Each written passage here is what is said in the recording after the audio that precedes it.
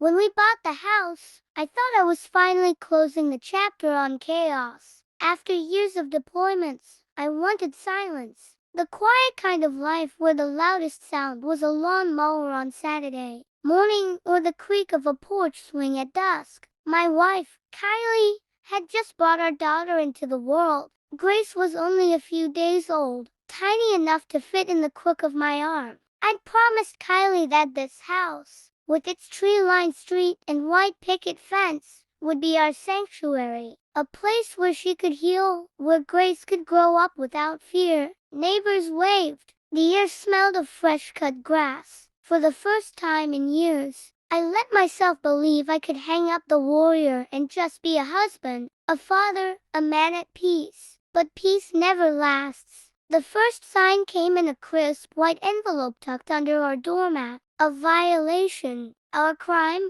A garden gnome my wife's grandmother had gifted us. Apparently, it wasn't on the HOA's approved ornament list. I laughed. Kylie sighed. Let's move it to the backyard, she whispered, always the peacemaker. But it didn't stop. A warning for our garbage bin being visible for 2 hours. A fine because our mulch wasn't on the approved list. The final straw, an actual letter complaining that the soft yellow paint in our nursery clashed with the neighborhood aesthetic. That's when I met Karen. Blonde hair sprayed into a helmet, red lips twisted into a smirk, clipboard clutched like a scepter. She wasn't just enforcing rules, she was enjoying the power. Our neighbor, Fred, warned me. She picks a family every year, harasses them until they move. His eyes darkened. Looks like this year, it's you. I brushed it off, not realizing she was preparing something far more sinister.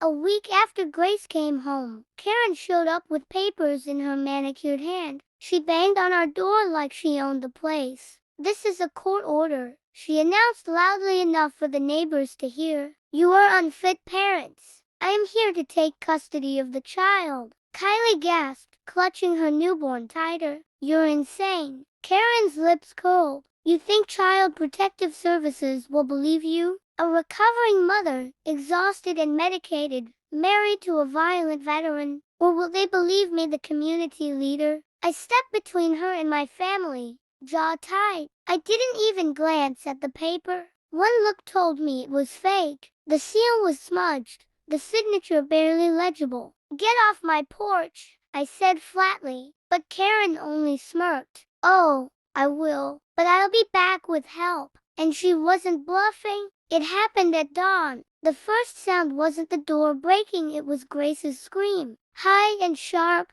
from her crib. Then the thunderous crack of wood splintering as the door slammed against the wall. Child Protective Services. We have a warrant, a shrill voice shouted. Karen stormed into our bedroom, flanked by 3 men in knockoff tactical gear.